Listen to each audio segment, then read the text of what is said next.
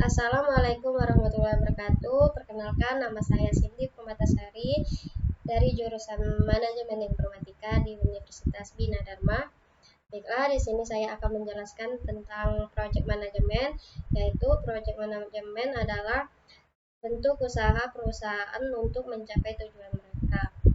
Nah, project manajemen terbagi menjadi 4. Yang pertama yaitu desain, suatu perencanaan atau perancangan yang dilakukan sebelum pembuatan suatu objek, sistem, komponen, atau struktur.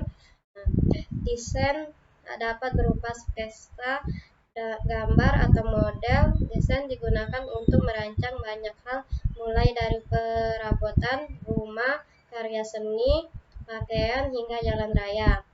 Yang kedua yaitu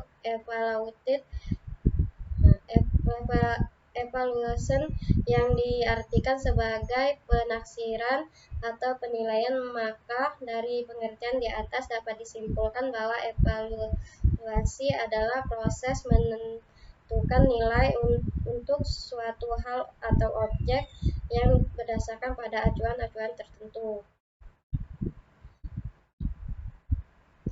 Yang ketiga yaitu develop. Dalam kamus bahasa Inggris atau Indonesia, develop terbagi menjadi 4, yaitu pertama perkembangkan atau industri, yang kedua menghasilkan, yang ketiga mencuci, yang keempat memperkuat.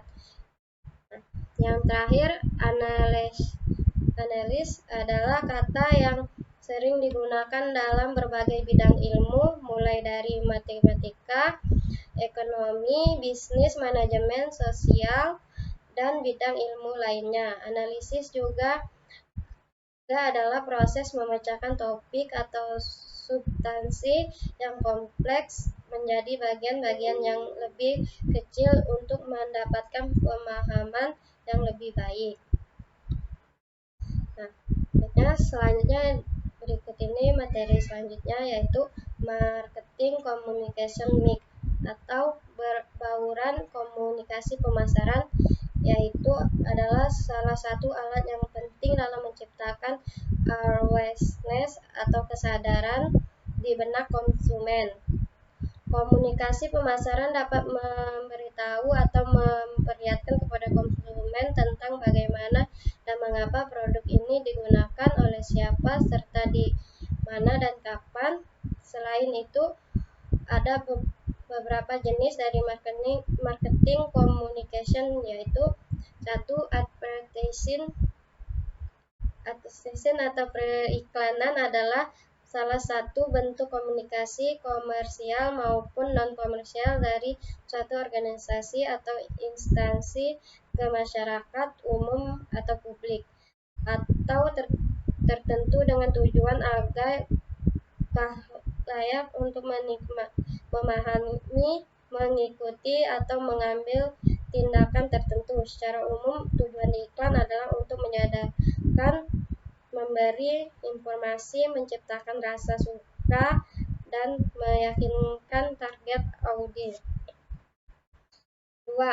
Sales promotion atau promosi pemasaran adalah salah satu tipe marketing yang dilakukan perusahaan untuk mendorong suatu produk agar terjual lebih cepat. Ini biasanya berlaku untuk mengenalkan produk baru, menghabisi persiapan produk lama, dan tentunya untuk menaikkan jumlah penjualan.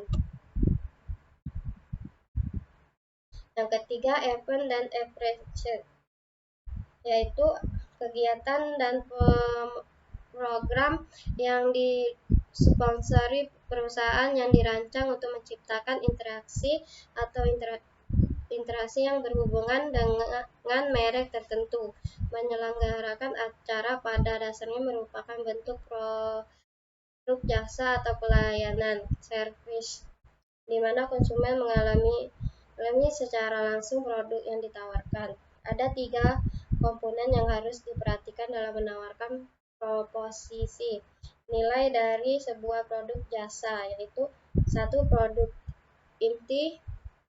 Para pelanggan bisa merasakan langsung produk inti dan manfaatnya, misalnya benda seni yang dipamerkan pada pameran benda seni dan olahraga yang dipertandingkan pada olahraga. Yang kedua, acara layanan tambahan merupakan berbagai layanan lain untuk memberikan tambahan, mempermudah penggunaan, dan memperkuat nilai produk inti bagi keseluruhan pengalaman pelanggan.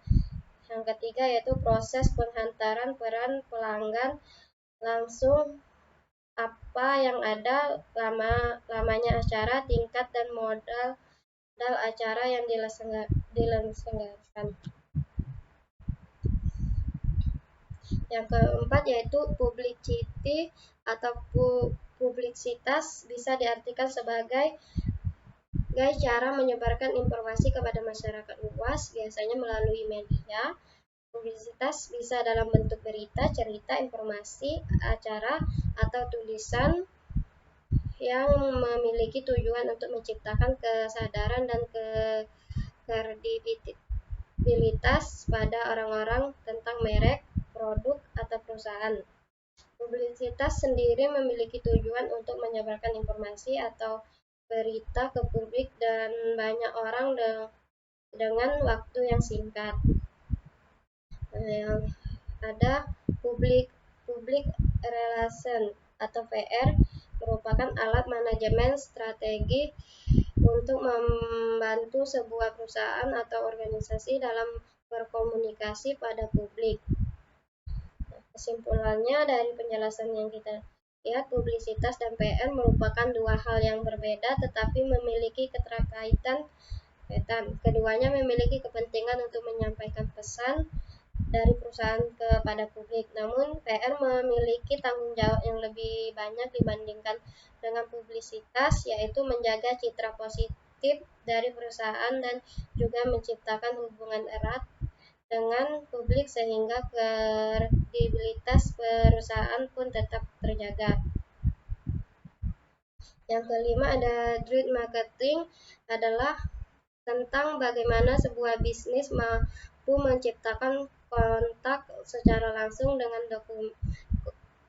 konsumen dan target pelanggannya sebagai upaya untuk mengenalkan produk atau layanannya. Tujuan utama dari direct marketing adalah demi memasarkan produk atau layanan untuk konsumen dengan biaya marketing yang lebih rendah.